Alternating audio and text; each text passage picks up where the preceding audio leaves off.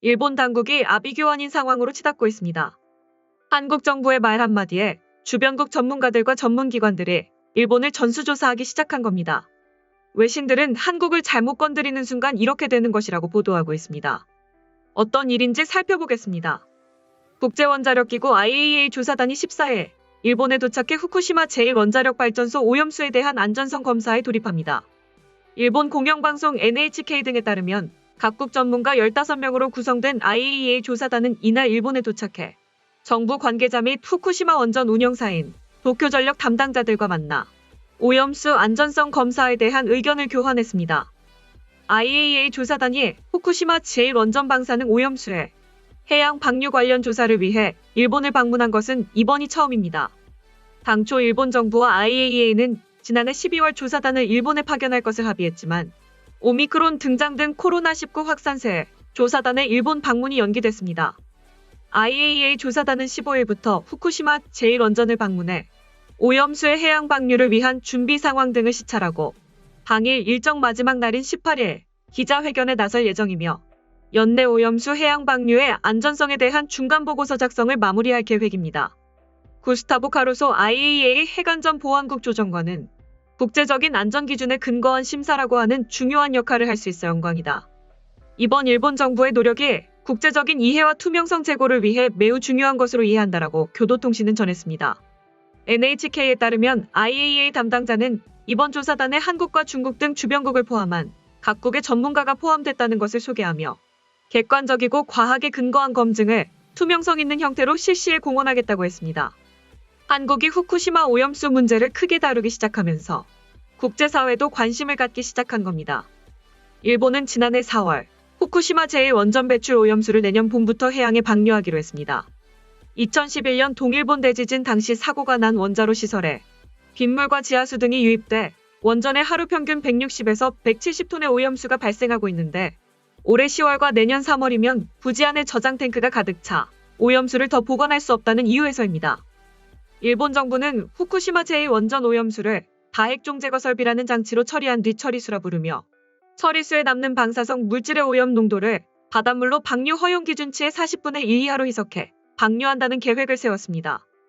하지만 한국, 중국 등 주변국들은 알프스 정화 처리 이후에도 오염수 네트리튬이 걸러지지 않아 해양 방류 시 극심한 환경오염 피해가 발생할 것이라며 반대한 바 있습니다. 일본 내에서도 어민 등을 중심으로 반대 목소리가 나옵니다. 이에 일본 정부는 오염수의 안전성에 대한 보증을 받고자 IAEA에 조사를 의뢰했고 IAEA는 일본 정부의 요청에 따라 지난해 7월 오염수 해양 방류의 안전성 확인을 위한 국제검증단을 구성했습니다. 한국의 반발에 대응하기 위한 것이었습니다. 전문가들은 한국이 일본의 오염수 문제를 지적하기 전까지 국제사회는 전혀 관심을 가지지 않았다며 외신들도 한국의 집요한 모습에 한국한테 걸리는 순간 일본처럼 된다는 내용을 보도하고 있다고 전했습니다.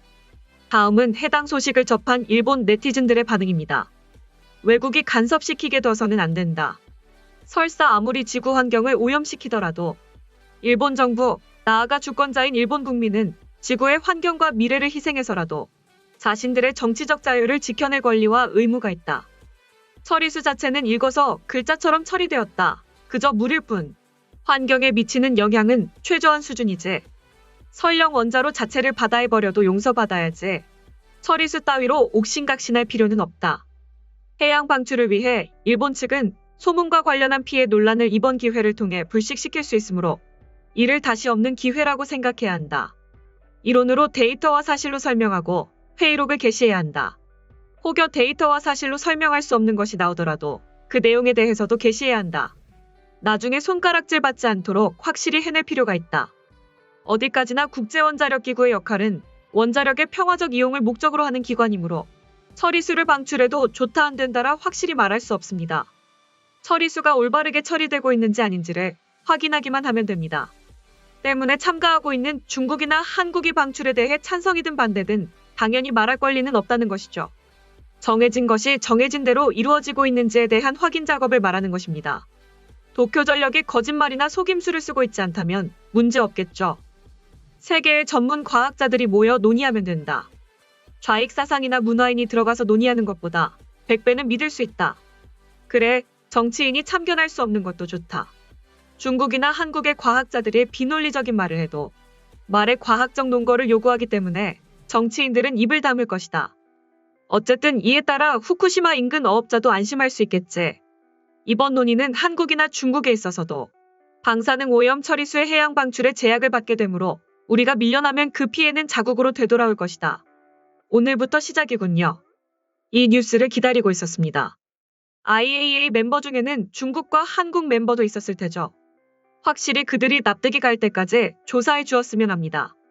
현지에서 실제로 멤버의 입회하에 채취한 처리수를 검사하는 중요한 이슈니 말이죠. 그래서 결과가 문제가 없으면 기시다 수상이 스스로 중국과 한국에 발신해 주기 바란다. 중국, 한국의 두 외교관에게 후쿠시마의 어업 관계자의 앞에서 사죄할 것을 요구해야 합니다. 조립견 씨는 마셔라고 했고 정의용 씨는 도쿄 올림픽 때의 북해가 방사능에 오염되어 있다고 말한 인물입니다. IAEA는 이 진영으로 정말 괜찮은가? 중국과 한국 전문가도 끼어 있는 것이 납득하기 어렵다.